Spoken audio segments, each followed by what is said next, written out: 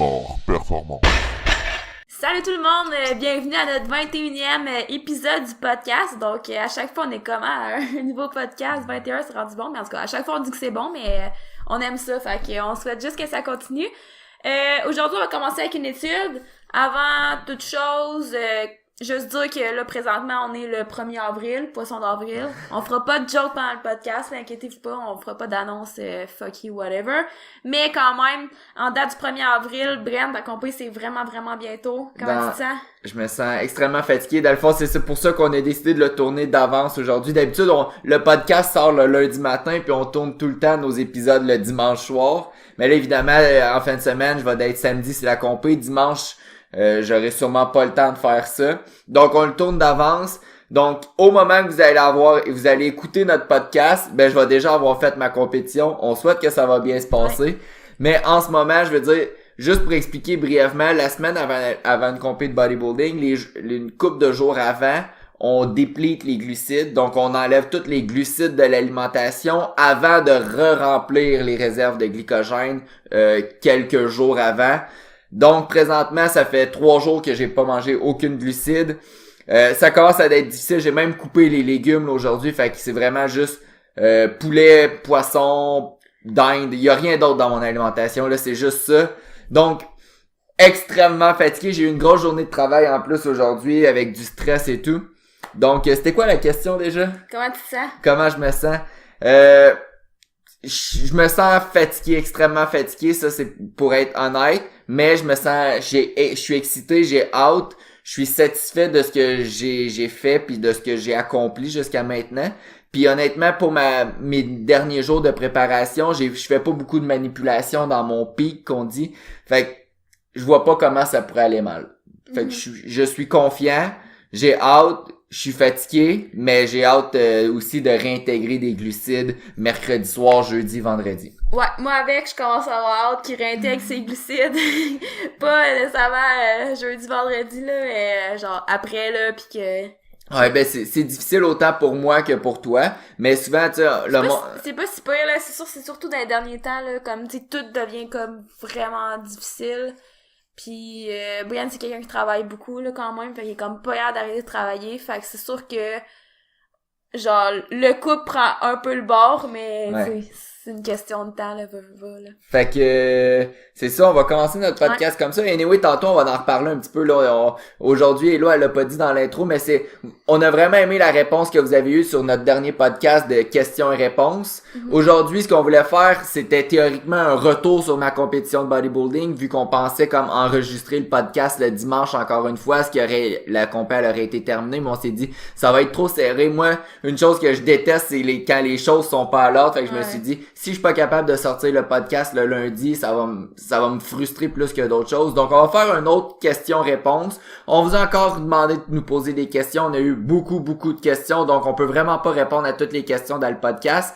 Mais on en répond. On a choisi 3, peut-être une 4e question qui est un peu plus hors sujet, mais je pense que vous aimez ça aussi des fois quand on intègre des choses moins tu sais, quand ça jumelle un peu l'information, mais en même temps comme un petit peu divertissant. Genre, ouais, divertissement, donc, lifestyle pis tout. On essaye d'intégrer ça parce qu'on essaye de bâtir une communauté, pas juste 2 personnes qui donnent plein de connaissances pis c'est juste dans un sens. On veut vraiment créer une communauté puis quand vous interagissez avec nous, ça nous fait plaisir pis on trouve ça vraiment cool.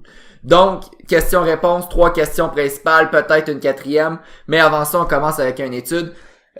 Souvent, on entend parler du mind-muscle connection. Fait que ça, qu'est-ce que ça veut dire? C'est souvent quand on fait un exercice, de penser à contracter le muscle, puis on entend ça, c'est super important, apparemment ça donne des gains supplémentaires, ça permet de grossir davantage son muscle. Parce que dans le fond, théoriquement, c'est comme si t'es capable de sentir ton muscle, tu vas être meilleur à le recruter, à le contracter.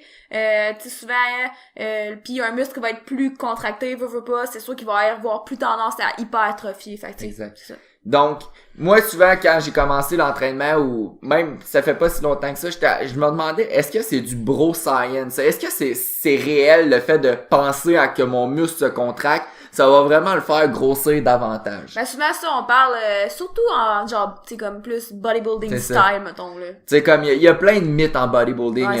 Ouais, j'en lisais un. Si tu manges du poisson, ben la peau du poisson va faire amincir ta peau à toi, donc ta peau va être plus collée sur. Il y a plein de mythes là dans le bodybuilding. Parce Alpha, pour ceux qui comprennent pas vraiment c'est quoi le brand en ce moment, tu sais ce qu'il voudrait c'est que sa peau comme tu veux que ta peau colle sur ton muscle puis qu'il y ait rien entre. C'est ça. Ben c'est dur à expliquer de même c'est dur à expliquer, en audio là, mais tu sais esthétiquement pour lui ça va être un avantage rendu sur le stage. Puis il y a plein d'autres mythes comme la dernière semaine faut que tu fasses juste des hautes répétitions pour t'entraîner, même dans les dernières semaines tu fais des hautes répétitions avant de compter, ça va venir séparer ton muscle davantage. C'est pas vrai, tu sais ce qui fait que ton muscle est séparé, ben c'est est-ce qu'il te reste du gras entre le muscle pis ta peau ou il t'en reste pas.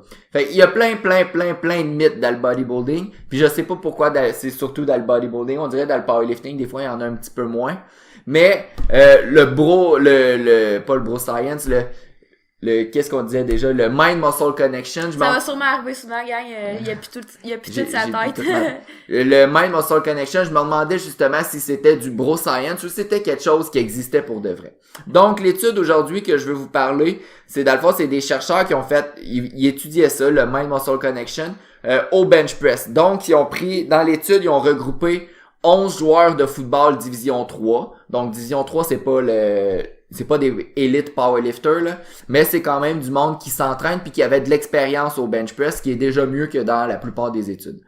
Ce qu'ils ont testé, c'est qu'ils ont testé leur 1RM dans une première rencontre, puis dans une rencontre subséquente, ils ont testé l'activation musculaire au niveau du pec, du grand pec, du deltoïde antérieur, du triceps, du deltoïde postérieur puis du biceps brachial pendant les répétitions au bench press à 50 et à 80%.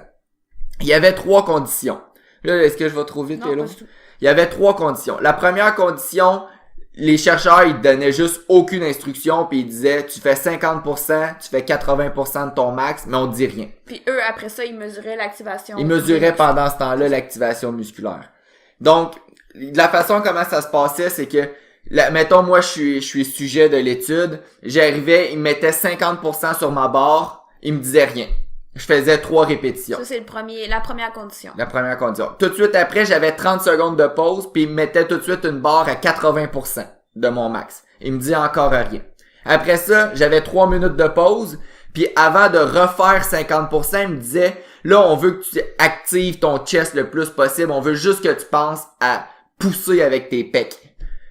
Fait que je faisais 50%, j'avais 30 secondes de pause. Après ça, je faisais tout de suite 80% en disant encore « Active ton chest le plus possible ». Après ça, 3 minutes de pause, puis on faisait la même affaire avec... Sauf que là, il disait « Je veux qu'on active le triceps le plus possible ». Donc, dans les 3 conditions, l'étude s'intéressait « Est-ce que c'est possible d'activer davantage certains muscles ?» Ce qu'ils ont trouvé, le résultat de l'étude, c'est que quand on demandait à la personne d'activer davantage son chest puis de se concentrer à sentir ce muscle-là, le chest était davantage activé autant à 50% du max que du 80% du max. Fait que 80%, là, c'est une charge qu'on est capable de faire 10, un petit peu moins que 10 répétitions, à peu près 8 répétitions. Ça dépend des gens, mais ouais. Fait que c'est pas une charge légère. Donc, ce phénomène-là de mind-muscle connection, c'est vraiment, tu sais, on est dans des zones d'hypertrophie, là, le 8 à 10 répétitions. Puis ça semble être efficace parce que oui, le pec était davantage activé. Quand on demandait d'activer davantage le triceps au bench press, le chest, en revanche, il était moins activé. Donc vraiment, là, ça vient prouver à quel point que, oui, le fait de penser de contracter un muscle, ça peut être efficace. Le seul bémol à ce point-là, c'est que quand on demandait d'activer davantage le triceps, oui, le chest était moins activé, mais le triceps était pas plus activé. Fait que c'est juste le petit bémol qui ça porte peut-être à confusion. Des fois, ça dépend du monde aussi. Puis tu sais, je veux dire, c'est pas tout le monde que si tu dis, OK, contracte ton chest, tu vas être capable de le contracter. C'est ça. Ça prend un certain niveau d'expérience, de connaissance personnelle de son corps. C'était des joueurs de football, c'était pas des pro bodybuilders ou des powerlifters d'élite. Donc, tu sais, l'expérience au bench, oui, mais je veux dire, c'est pas leur sport. Donc, peut-être d'une catégorie, surtout la plupart sûrement qui écoutent nos podcasts, c'est du monde qui s'entraîne régulièrement. Donc peut-être que pour eux, oui, il y aurait une différence. Puis moi, je trouve ça le fun aussi, là. Je veux dire, quand je fais comme vraiment, mettons, plus haute répétition, là, mettons du 8, 12, 15, tu sais, j'aime ça, sentir le bon muscle travailler. Là. Exact. Tu sais, quand je fais du plus powerlifting, mettons, squat, bench, deadlift, genre, je pense juste comme à lever la charge, mais comme aussitôt je tombe en bodybuilding, c'est sûr que j'aime ça, sentir le bon muscle travailler. Je trouve que j'ai l'impression que c'est plus efficace, mais tu sais, c'est mentalement, là. Parce que aussi, tu sais, mettons, des fois, on se dit on veut travailler le chest. Oui, il y a certains exercices, mettons, on veut travailler le chest. Au bench, on peut élargir la grip, on peut... Non, mais tu sais, mettons, moi, si tu me dis, OK, on va travailler ton chest, ben, j'aime ça le sentir dans le chest. C'est ça. Fait que c'est... Oui, il y a des exercices qui vont cibler directement le chest, mais juste avoir... de penser à activer son chest, c'est déjà une bonne façon de le faire. Je voulais juste rajouter un autre point, peut-être que... non, c'était pas mal ça. Ouais. Fait que... Je pense que c'était clair, c'était rapide. Ouais. Si jamais vous avez des questions là-dessus, anyway, on peut mettre l'étude... quand ceux qui écoutent la version YouTube, on met tout le temps l'étude en description. Mais sinon, regarde, écrivez-nous, on va vous l'envoyer, c'est super intéressant.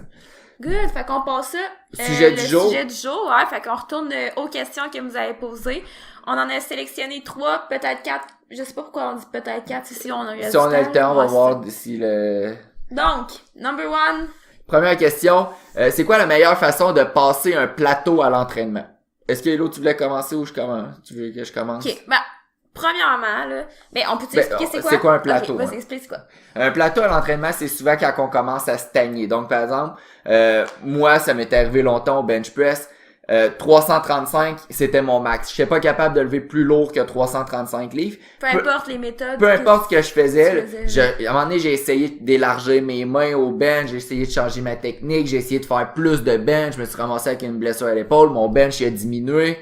Là, après ça, ma blessure a guéri. J'ai recommencé à faire du bench, il a réaugmenté à 335, puis là, il a stagné encore. Puis là, il était bloqué à 335. Donc, un plateau, c'est un peu ça. Est-ce que tu as d'autres choses à peut-être rajouter? C'est de vraiment... faire plein de choses, puis peu importe ce qu'on fait, on semble pas progresser. C'est ça, ça peut stagne. C'est vraiment le mot, c'est stagne. Ça peut être autant au niveau de la force, ça peut être au niveau de la masse musculaire, ça peut être au niveau de la perte de poids.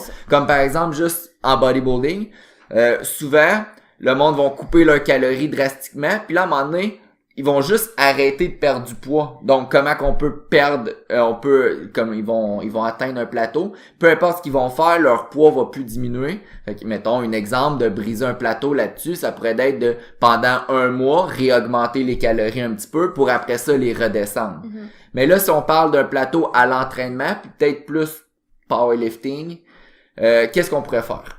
Okay. Ouais, ben tu sais, il y a plein de points là qu'on peut apporter là, on en a parlé un peu puis j'ai comme sorti plein de points là, mais comme une affaire qu'il faut savoir c'est que peut-être que ton plateau est à l'entraînement mais que ton entraînement en tant que tel a même pas rapport avec ça. Puis tu sais c'est ça qu'on disait.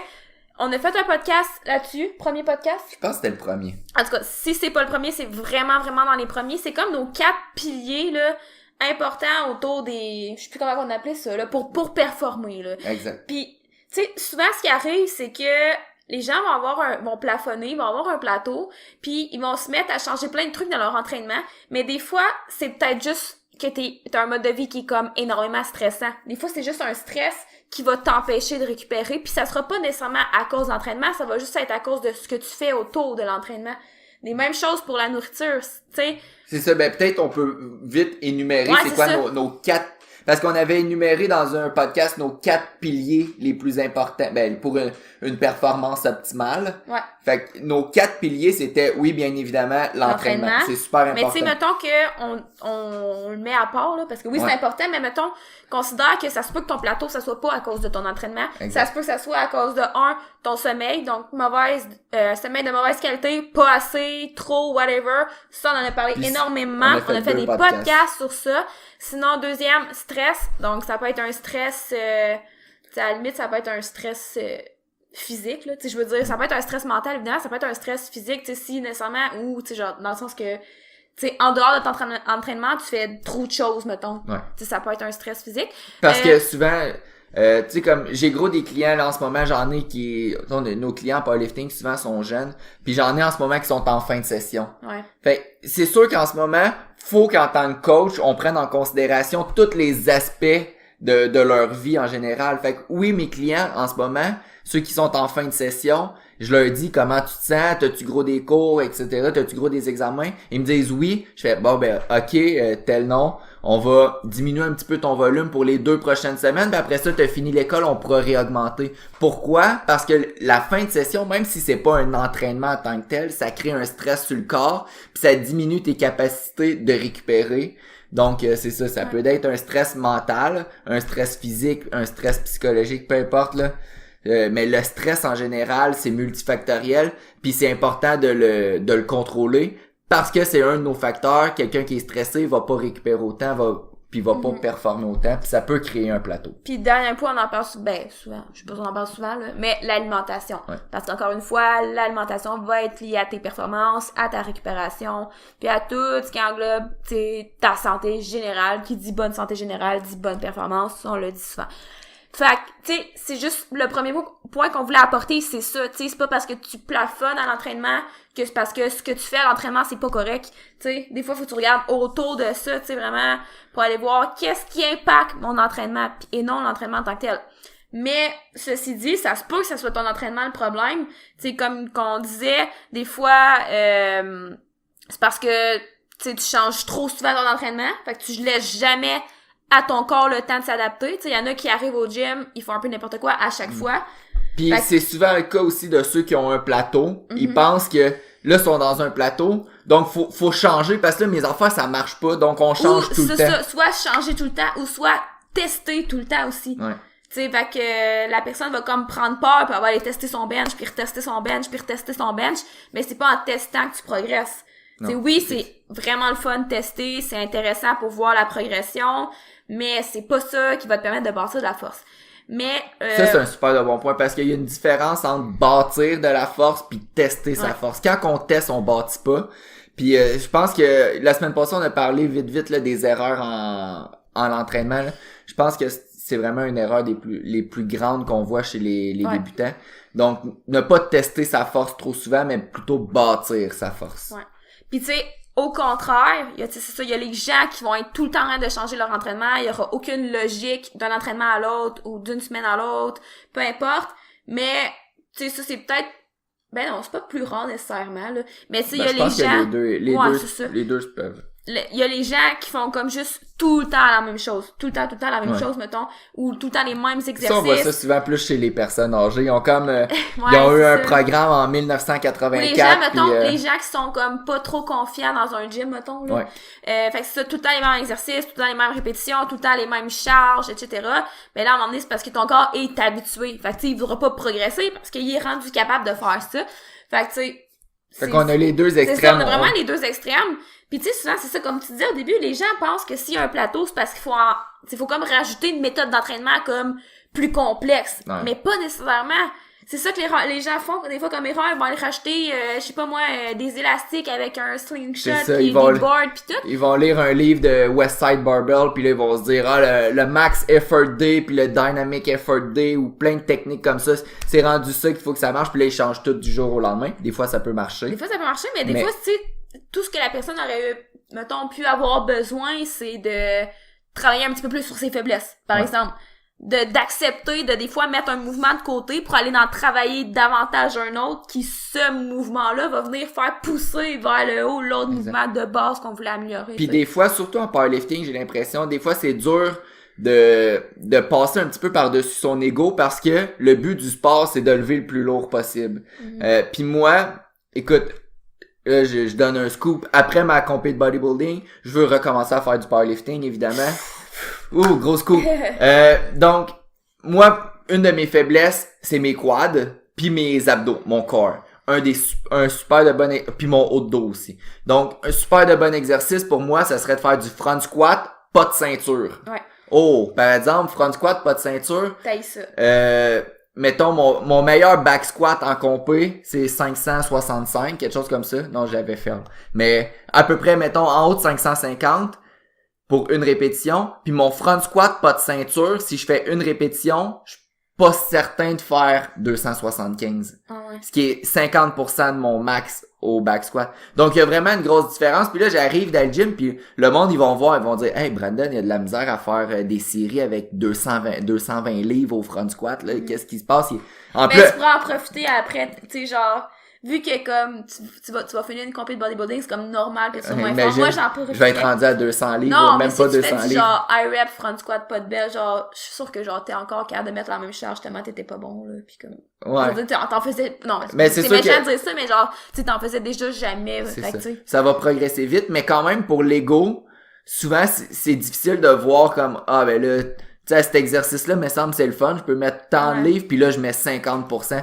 Mais pour vrai, je le sais, puis des fois c'est pour ça que c'est important d'avoir un coach parce que quand le coach nous met cet exercice-là automatiquement, ben on le fait. Mais toi, t'es du genre à pas l'écouter, mais. Non, Pas pour- pas ces exercices. quand j'ai un coach, j'écoute, mais c'est quand c'est moi qui me coach pourquoi tu m'as regardé Quand t'as un coach, t'écoutes. quand j'ai un C'est pas vrai, ça, tout le monde, c'est pas vrai. Généralement, quand j'ai un coach, j'écoute le coach ce qu'il me dit de faire. Mais quand c'est moi qui me coach, c'est impossible que j'écoute. Je fais tout le temps ce que je veux. Donc, si vous êtes de cette personnalité-là, c'est peut-être pas bon. Non, mais t'es juste genre plus du genre à pas écouter, mettons, les charges. Là. Ouais. L'exercice, tu vas pas le changer. Mais Ou, mettons, tu serais du genre à rajouter ta belle ou quelque chose comme ça. Ouais, exact. Donc, tout ça pour dire que c'est bon de passer par-dessus l'ego puis de travailler vraiment nos faiblesses, même si des fois c'est poche de travailler nos faiblesses, parce que si c'est une faiblesse, c'est parce qu'on est poche à ça. Puis on l'a pas fait assez souvent. On fait un petit résumé? T'as-tu d'autres choses à dire? Oui, ben on peut fais ton résumé. Puis à la fin, Puis juste dire que ce qu'on a dit au début là, par rapport au sommeil, au stress puis à l'alimentation là, même moi qui est je suis dans ma peak week là en bodybuilding, puis je fais dans ma tête, je fais 100% de ce que je devrais faire pour être dédié puis d'être prêt samedi. Je le sais que j'ai des choses à travailler encore, puis je le sais que Comme je suis quoi? pas parfait. Mon sommeil, le soir, je pourrais faire OK, on a puis fait à ça, on se couche tôt. ouais. OK, on a fait un C'est moi qui se couche le plus tôt. on a fait un podcast pour améliorer son sommeil. À tous les soirs, la dernière affaire que je fais devant mon ordi, je travaille. OK? Ouais, ça là, c'est vraiment... Aidez-moi. Je sais pas si vous avez des trucs, tout le monde. Parce que Brian, il travaille... Genre, on dirait que moi, pendant sa prep, j'ai réalisé à quel point c'était important d'avoir des passe-temps, OK?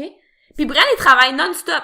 Fait que là, ça fait en sorte que lui, pendant qu'il travaille, mettons, là, il fait tous ses entraînements, manger, aller au gym, travail, puis ça fait en sorte qu'on a même plus de temps pour nous. Fait que si vous avez pas des trucs, mais genre, quelqu'un, pouvez-vous lui dire que c'est correct qu'ils prennent des pauses de travail de temps en temps? C'est parce que j'ai quand même... Pour vrai, dans la vie, moi, je suis quelqu'un qui est quand même assez Puis perfectionniste. j'étais de même aussi avant, mais comme pendant sa prep, il y a eu comme énormément de remises en question.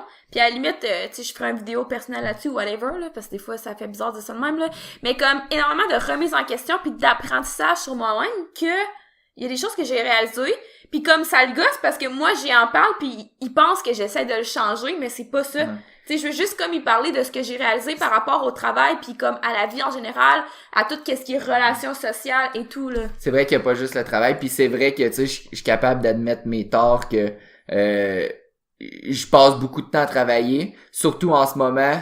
Mais c'est comme, c'est pas un tort, tu sais, c'est comme tout à ton honneur que tu sois travaillant, mais c'est juste que t'es pas juste ça. C'est ça. Ben, c'est une des choses, tu sais, après ma compé, ce que j'aimerais, c'est d'être un de mes défis personnels, c'est d'être plus présent puis d'être capable de séparer les choses puis de passer plus de temps en famille, etc. Chaque personne a des défauts puis ça fait partie de mes défauts, mais c'était pas ça le point que je voulais apporter.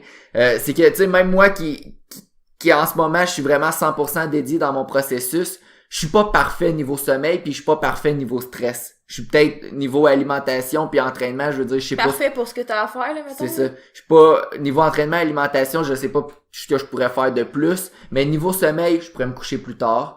Je pourrais me coucher plus tôt, je pourrais lâcher l'ordinateur avant de me coucher, surtout arrêter de travailler, lire un peu plus. Tu sais, je pourrais faire plein d'affaires pour me relaxer, méditer, je le fais pas. Puis je me considère 100% dédié. Fait que si vous vous dites, ah non, ben moi, le stress, le sommeil, l'alimentation, c'est sûr que mon plateau vient de l'entraînement.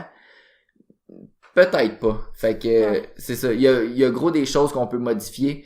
On n'est pas parfait. Fait que, c'est ça. Okay. Fait dans le fond, pour résumer, comment passer un plateau d'entraînement, évidemment, on n'est pas allé super spécifique parce qu'on sait pas c'est quoi ton problème à toi, mais brièvement, puis de façon générale, puis des petits trucs comme tout le monde peut mériter, pas mériter, mais comme on dit ça, bénéficier.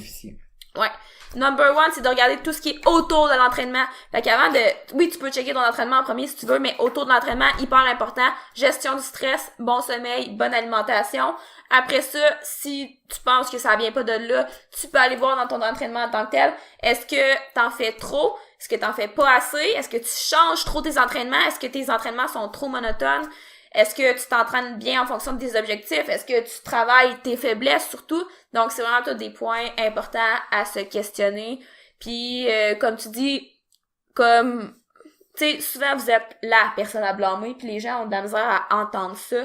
Mais faut que vous réalisez ça. Vous êtes la personne, tu sais, comment dire ça? Tes résultats sont en fonction de toi. Tu sais, faut arrêter de blâmer les autres ou des choses qui sont pas vraies. Faut que tu sois capable d'entendre la vérité, là, des fois. Les gens sont pas capables d'entendre la vérité. Puis dernière chose, des fois le monde il pense que en changeant là, ça commence à être long cette question-là.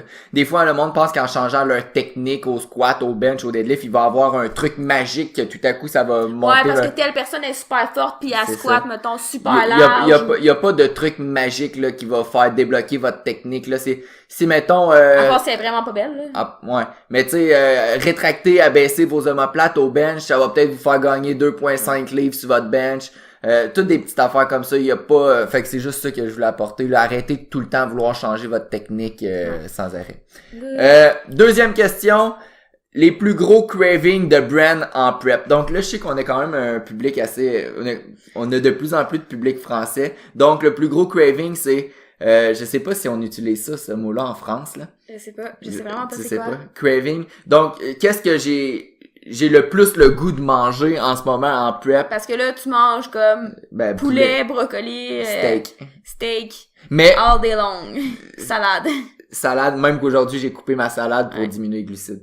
Donc, c'est drôle qu'on a parlé de steak parce que s'il y a quelque chose que j'ai envie de manger en ce moment, c'est du bon steak avec des patates. Sauf du steak haché. Du steak haché. Avec la sauce brune. Avec la sauce brune. Ah, je sais pas pourquoi je l'ai dit à ta place. Puis du pain à l'ail gratiné. Souvent, le monde pense que parce que je suis en prep pis que je mange 1600 calories par jour, j'ai vraiment faim tout le temps. Mais une chose que moi, personnellement, je suis content un peu d'être comme ça, c'est que j'ai jamais faim. Mais je pense qu'en est la motivation est juste comme tellement haute que t'oublies que t'as faim. Je voulais en parler justement pourquoi en diétant, moi, j'ai pas faim. Puis justement, je pense que le fait d'être super motivé, ça fait en quelque sorte que mes signaux de la faim sont cachés. Puis l'autre chose que je pense aussi, il y a 3 choses en fait. L'autre chose, c'est que je mange beaucoup de légumes. Fait que le fait de manger beaucoup de légumes, ça diminue un peu ma sensation de faim. Ça bourre plus, donc j'ai un petit peu moins faim. Donc si vous êtes en prep, là, souvent c'est ça que je dis à mes clients, là, pas en prep, là, mais en perte de poids. Hey, ajouter des légumes, là, ça a vraiment pas beaucoup de calories. Puis ça va vraiment vous donner une impression d'avoir plus le ventre plein.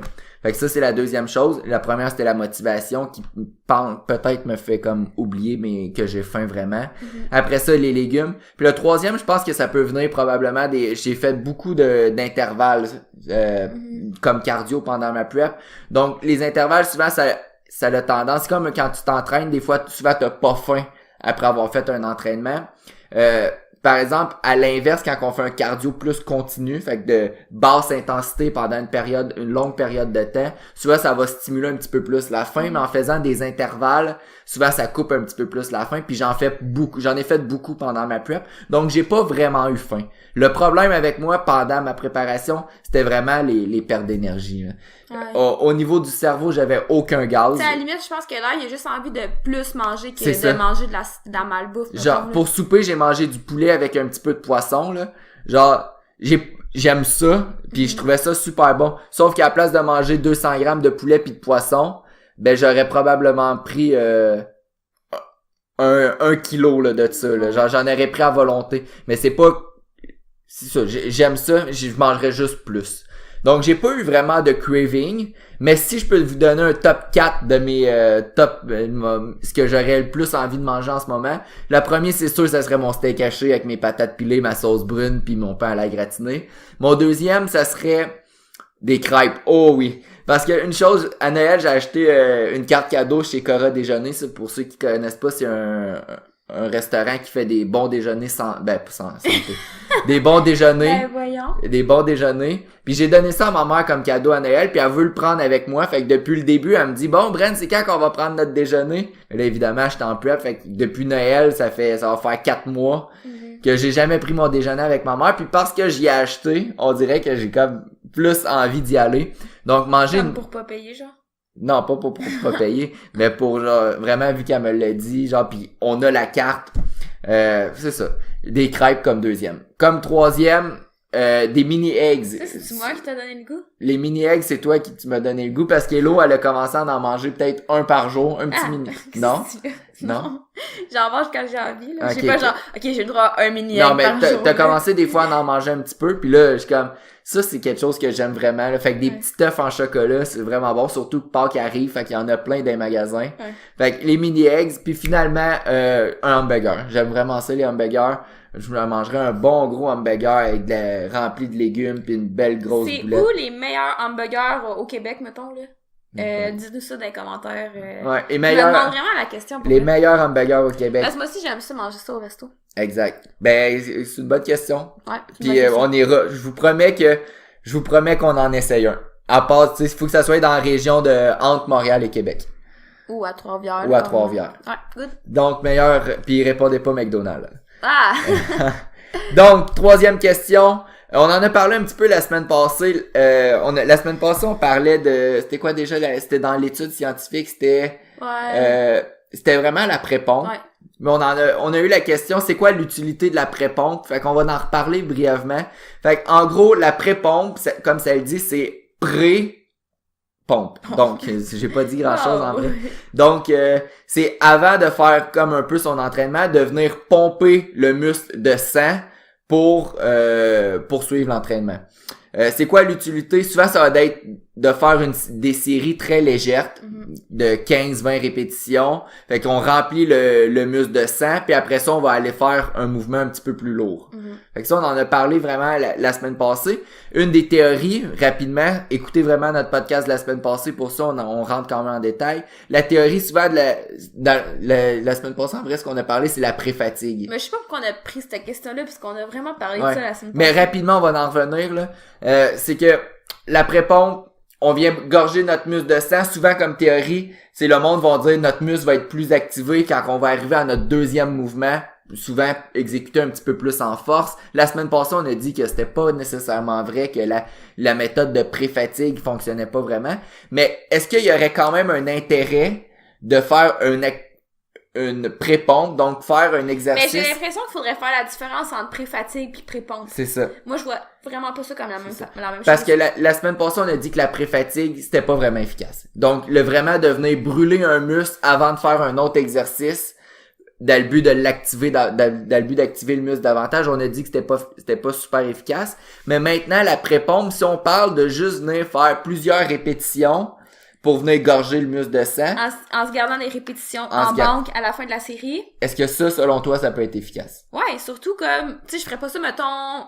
Personnellement, je ferais pas ça en force, là. C'est ça. Mais en hypertrophie, pour de vrai, ouais, tu sais, ça peut juste te permettre d'échauffer ton muscle. Moi, c'est c'est le principal avantage que j'ai. Oui, c'est vrai que ça va l'activer. Si t'es capable de venir l'échauffer, si tu veux, en pré-pompe, pis que t'arrives pour commencer ton exercice, pis comme déjà un peu pompé, on dirait que tu vas le sentir un petit peu mieux chez certaines personnes. Pis tu sais, en même temps, ce que j'allais dire, tu sais, ça lubrifie les articulations en même temps. Tu sais, ça commence quand même bien un training, là, ça donne une petite pompe, mais genre, ça le fatigue pas. Dans nos articulations, on a un certain liquide qui s'appelle le liquide synovial. Fait que c'est comme un genre de lubrifiant qui vient protéger un peu nos articulations. Puis le fait d'avoir chaud un petit peu puis de bouger, ben ça permet d'augmenter un petit peu ce liquide-là. Donc, il y a vraiment un effet de protection en faisant peut-être une pré-pompe ou n'importe quel échauffement en général. Mais la pré-pompe, des fois, c'est le fun parce que tu commences puis tu tu travailles le même muscle que tu veux travailler dans ta session, puis c'est quand même un bon échauffement, là. Sauf que... Des fois, tu peux l'utiliser aussi pour un muscle que tu voudrais travailler davantage. Ah ça, oui. Tu veux pas, ça te donne quelques séries de plus pour ce Exact. muscle-là. Là. T'sais, souvent, pour gagner en masse musculaire ou en force, le volume d'entraînement est super important. Puis on n'est pas obligé de tout le temps aller à l'échec non plus pour qu'une série soit efficace. Donc, si, mettons, vous savez que... puis ça peut être utilisé en powerlifting. Là. Je sais que Matt Winning utilise cette technique-là. C'est, mettons, votre entraînement aujourd'hui, c'est du bench press, mais vous savez que vos triceps sont faibles. Donc, vous pouvez commencer à faire 3 séries de triceps, pas à l'échec, mais 3 séries de 20-25 répétitions, pas à l'échec. Juste question d'avoir une bonne pompe au niveau du triceps. Fait à long terme, à force de faire ça un petit peu avant chacun de vos entraînements, vous allez gagner un petit peu de masse musculaire au niveau des triceps, en plus d'activer vos triceps. Puis Qu'est-ce qu'il faut dire aussi, c'est que la pré-pompe est faite avec des exercices d'isolation. Je sais plus si on l'avait dit, là, mais tu sais, c'est pas des gros mouvements, c'est vraiment les exercices d'isolation. Poulie, machine, c'est vraiment parfait pour ça. Là. On peut prendre des dumbbells, mais tu sais, je veux dire, ça sera pas nécessairement 50 reps de bench press, mettons. Là. Non, c'est ça. Donc, les deux avantages, puis c'est un bon point, j'y avais même pas pensé, là. Les deux avantages que j'y vois, là, juste pour terminer, si vous y allez pas à l'échec, ça peut être un super de bon échauffement, puis ça peut permettre d'améliorer une faiblesse musculaire, si c'est dans l'optique de la force, mais même ça peut être dans une optique d'hypertrophie, là, absolument. Je l'ai déjà utilisé. Au début, par contre, tu sais, faire 3 séries de 25, peut-être que vous allez être davantage fatigué quand vous allez arriver avec votre mouvement de force, même si vous êtes pas allé à l'échec. Mais à la longue, après 3-4 semaines, ça va être possible. Mettons, moi, qu'est-ce que j'aime faire aussi, ça peut être de diminuer les répétitions, augmenter tranquillement la charge. Mettons, au lieu de faire 3 fois 25, faire genre, mettons, 1 fois 25, 1 fois 15, 1 fois 10. C'est ça, fait qu'il y a une genre de pyramide qui descend, là, fait que de plus en plus augmenter la charge, diminuer le nombre de répétitions. Fait que si jamais c'est pas clair, posez-nous des questions encore, là, mais vraiment, la pré-pompe, c'est une méthode qui peut être super efficace. Idéalement, peut-être pas le faire à l'échec. Finalement, 36 minutes, on fait-tu la dernière question? Vite. OK. Ben, je pense que ça sera pas vite. Question peut-être un petit peu plus personnelle, mais je pense que c'est correct, le monde aime ça aussi. Qu'est-ce qui nous a fait commencer le powerlifting? C'est drôle parce que... Moi, c'est pas vraiment compliqué, là. Je sais pas pourquoi ça va être long, là. OK, ben, je vais compter moi. Puis après ça, ce qui est drôle, c'est que c'est un peu la même période de l'année que moi j'ai commencé. C'était en 2015, fait que ça fait 4 ans. Je me préparais pour ma première compétition de bodybuilding. Puis une fois que je l'ai faite, ça avait super bien été, mais en terminant, j'étais un peu dans le même feeling que j'étais en ce moment. J'étais vraiment tanné de ça. Puis en dedans de moi, j'ai tout le temps voulu d'être bon à quelque chose, puis j'ai tout le temps voulu d'être un athlète. Puis ce qui me fâchait un petit peu du bodybuilding, c'est que pour être bon, j'avais l'impression qu'il fallait absolument que je finisse par prendre des stéroïdes. C'est parce que, tu sais, pour vrai, naturellement, il y a peu de débouchés en bodybuilding. Puis même à ça, même si tu compétitionnes naturel, pis t'es bon, le monde va dire que t'es sur le stock. Ils vont dire que tu prends quelque chose. Puis si tu gagnes pas, pis t'es naturel, ben le monde va dire que t'étais ordinaire. Fait qu'au final, je vois pas naturellement en bodybuilding, je vois l'intérêt d'aller dans une optique personnelle, de se dépasser, de se fixer des objectifs. Parce que là, en ce moment, c'est clairement pour ça que tu le fais. C'est ça, c'est pour ça que je le fais, c'est pour ça que j'ai recommencé. Mais à cette époque-là, il y a 4 ans, j'avais envie de performer dans un sport sans devoir prendre des stéroïdes. Donc, à l'époque, mon coach, il m'a dit, ben regarde, Brandon, bodybuilding, ça se fait quand même une belle transition vers le powerlifting, t'es crapu, il me dit. Fait, tu sais, il me dit, ton potentiel, il est bon. Fait que j'ai dit, bon, ok, pourquoi pas. Puis en même temps, c'est drôle parce que c'est là qu'on s'est connus, ben tu sais, on commençait à se fréquenter dans ce temps-là, puis et l'autre, tu t'entraînais déjà dans un autre gym pendant ma prep de bodybuilding.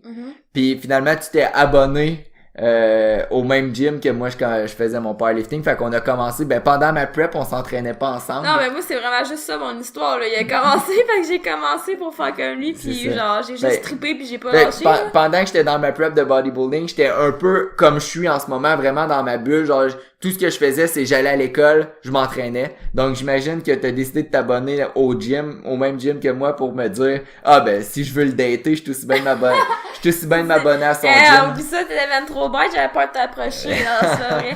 Non, c'est pas vrai. Non, mais je sais pas. Ben, c'est toi qui m'avais... Non, en fait, c'est pas vrai. C'est lui qui m'a dit de m'abonner, là, Ouais, en fait. ben c'était un bon gym, puis c'est ça, c'est qu'on a commencé, on se voyait, On se voyait au juste début. au gym, mais genre, je te dérangeais pas. Non, tu me dérangeais pas. Au début, on faisait comme « Hey, salut! » Puis après ça, on a commencé à se parler un peu plus, on a commencé à se dater, puis on s'est connus vraiment. Dans le fond, quand j'ai fait ma compé de bodybuilding, on commençait vraiment à se côtoyer plus, puis là, après ça, on a commencé le powerlifting. Une couple de semaines, mois après, même pas mois, une couple de semaines après, Hello, elle a dit, bah, gars, c'est cool ce que tu fais. Parce qu'au début, je faisais tes programmes, les mêmes choses que toi. C'est ça. Puis, éventuellement, j'ai dit, on commençait vraiment à voir le potentiel, on regardait, mettons, les records québécois, puis les compés qui s'en venaient, puis tu sais, comme, quand on a décidé qu'on voulait faire de la compétition, là, t'as comme juste dit comme, ah ben là, je vais être coaché, là, tu sais, pis, tu sais, comme j'avais mes premiers programmes personnalisés, fait que c'est vraiment Bren qui me coachait au début. Puis je t'ai coaché quand même pendant 2 ans, au moins 2 ans. Après ça, on a pris des breaks, t'as recommencé à te coacher, puis c'est, pour vrai, je pense que nous deux, ça a été une belle expérience en powerlifting, puis c'est définitivement pas fini. Mais c'est comme ça qu'on a commencé. Au début, moi, la raison principale, c'était parce que je voulais performer dans un sport. Puis moi, c'était parce qu'il faisait ça, puis je voulais faire comme lui. Puis t'as eu la piqûre, finalement. Ouais, vraiment. Fait que, d'autres choses à dire? Non, pas du tout. Hey, je pense que c'était quand même un bon podcast. J'espère que... parce que, genre, je dis tout le temps, j'espère que, genre, ça paraissait pas trop que je suis vraiment crevé. Mais non, pour vrai, non. Non, parce que aujourd'hui, à toutes mes clientes que j'ai eues aujourd'hui, je leur ai dit, hey là, écoute, c'est ma compé en fin de semaine, là. Je veux pas que ça paraisse que, tu sais, je suis fatigué, là. J'essaye de donner mon 100%, là. Puis là, il y en a une qui me répond, elle me dit, oh non, ben, ton énergie était super bonne, là. J'apprécie vraiment. C'est juste que, juste d'apparence, t'as l'air que ça fait 12 heures que tu travailles. Bon, merci de ton honnêteté. Puis non, c'est ça. Fait que j'espère que l'énergie était quand même là, le podcast était quand même là. Puis dans 2 semaines, en vrai, le prochain podcast, quand il va sortir, on va parler vraiment de ma compétition, beaucoup en détail. Vraiment les effets positifs d'une compétition, les effets négatifs, mes effets secondaires, autant peut-être mental, psychologique, physique, puis peut-être aussi ton approche, toi, Hello, de l'extérieur de quelqu'un qui suit quelqu'un qui fait du bodybuilding. Mm-hmm. Donc, sur ça, si vous aimez notre podcast, n'hésitez pas à le partager dans votre story Instagram. Likez le vidéo, abonnez-vous à notre chaîne YouTube, parlez-en à des amis. Ouais, puis dites à Bren que c'est comme correct qu'il se trouve des passe-temps, mais dites-nous surtout où sont les meilleurs burgers au Québec. Ouais. Donc, sur ça, nous, on va essayer de réaliser notre objectif de soir qui est de pas se coucher trop tard. Moi, je sais que ça va être fait parce que là, il est 7h50, je m'en vais me laver, puis je me couche, pas de joke. Là, lui, c'est une autre histoire, il va aller sur son ordi. Faut que je mange, faut que j'aille travailler. Manger, il va écouter ses petites vidéos en mangeant, après ça, il va travailler, il va aller se laver, il va déjà faire 2 heures que je dors, puis il va venir se coucher. C'est ça. Donc, je vais faire un effort. Donc, sur ça, on se revoit dans 2 semaines. Merci de votre écoute, merci de votre support. À la prochaine.